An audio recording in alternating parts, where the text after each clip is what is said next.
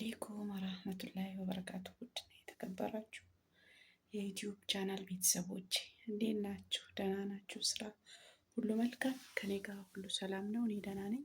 ዛሬ ይዤላችሁ የመጣሁት ሀሳብ ቢኖር ምንድን ነው፣ በሰው ሀገር በስደት ላይ ያላችሁ ሰዎች በሙሉ ኢትዮጵያ ብር ይዞ መግባት ማለት ነው። የዚህ ሀገር ብር ገብቼ ለነግድበት ብትሉ የሆነ ከስሮ የሆነ ነገር ውስጥ ተሰባብሮ ገብቶ የሆነ ቁም ነገር ሳይሰራ ማለት ነው ባዶ እጃችሁን ትቀራላችሁ። እኔ የምላችሁ ነገር አንድና አንድ፣ ወይ መሬት ግዙ፣ ህጋዊ የሆነ መሬት ገዝታችሁ ማለት ነው።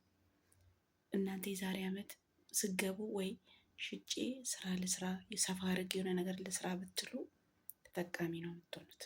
ውድና የተከበራችሁ ቤተሰቦች፣ ሰላም ቤተሰብ፣ እንዴት ናችሁ? ደህና ናችሁ? ከኔ ጋር ሁሉ ሰላም ነው፣ ሁሉ መልካም።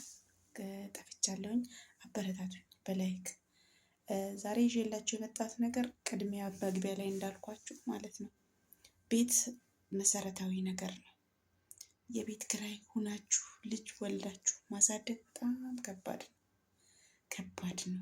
በቤት ኪራይ ውስጥ ልጅ ወልዶ ልጅ ማሳደግ ይከብዳል። እንዴት ብትሉ ከመቼ መቼ ወልጄ ተኝቼ ውጪ ይሉኛል። ከመቼ መቼ በምን ምክንያት ምን አይተው ነው ከዚህ ቤት ኪራይ ልቀቅ ይሉኛል። ቤት ኪራይ ጨምሮብኛል።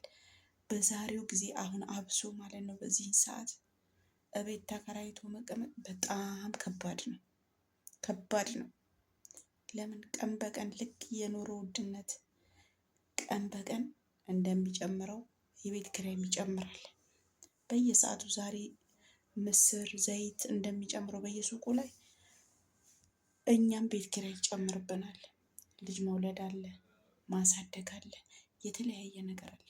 ስለዚህ ውዶች፣ እኔ የምላችሁ ነገር ቢኖር ኢትዮጵያ ስትገቡ አንዳንድ ሴቶች አላችሁ፣ ኮተት ብቻ ነው የምሰበስቡት፣ ልብስ ብቻ ነው የምሰበስቡት። አይደለም፣ መጀመሪያ ቂጣችሁ የሚቀመጥ ቦታ አስተካክሉ። ገብተሽ ብትወልጂ ለምን ኮሳሳ አይሆንም? ለምን የፈለገ ነገር አይሆንም? ገብተሽ ቁጭ ብለሽ ልጅሽ የምታሳድጊበት ቦታ ይኖርሽ። ልጅሽ ወጥቶ ቢሸና መንገድ ላይ የፈለገ ነገር ቢጮህ ምን ቢል ማንም የሚናገርሽ ሰው የለም። ግን የሰው ቤት ከሆነ ልጅሽ ድንገት ከጮኸ መንገድ ላይ ከሸና ልጅሽ እንዲህ ነው እባክህ ይዘሽ ይችልኝ፣ እንደዚህ አይነት አባባሎች ነው ያሉት። ቪዲዮን ከወደዳችሁ የምላችሁ ነገር ቢኖር ብዙውን ጊዜ እቃ ይዘን ልብስ ይዘን የተለያየ ነገር ሰብስበን ነው የምንገባው። አይጠቅምም። ልብስ እቃ ምናምን አይደለም፣ አይጠቅምም ሳይሆን አይጠቅምም ማለት ሳይሆን ማለት ነው። ምንድን ነው ዋናው ነገር እቤት ለምን 10 ቆርቆሮ አይሆንም? 10 ቆርቆሮ ለምን አይሆንም? ግቢበት። አንዳንድ ሴቶች የራሳቸውን ቤት የሆነበት ያስቀምጡና የሰው ጥሩ ቤት ሊከራዩ ይሄዳሉ። እሱ ነገር እኔ አይሆንም፣ መሆን የለበትም፣ የተሳሳተ ነው። የራሳችሁ ኩራዝ ለምን አይሆንም? ማብራት ከሌለ ፋኖስ ለምን አይሆንም? አብርታችሁ ቤት ክፍተት ያለበት ቦታ በእጅሽ የሚችለውን በእጃችሁ ትጠግኑታላችሁ። ባለሙያ የሚፈልገውን ነገር ያን ኪራይ የምትከፍሉበትን በሱ ታስተካክላላችሁ። ውድና የተከበራችሁ ቤተሰቦች ላይኳን አትርሷ። ላይክ እያረጋችሁ እኔን ሼር እያረጋችሁ አበረታቱን። ሰብስክራይብ ያስፈልገኛል። ከተሞክሮዬ ነው የማስተላለፍላችሁ።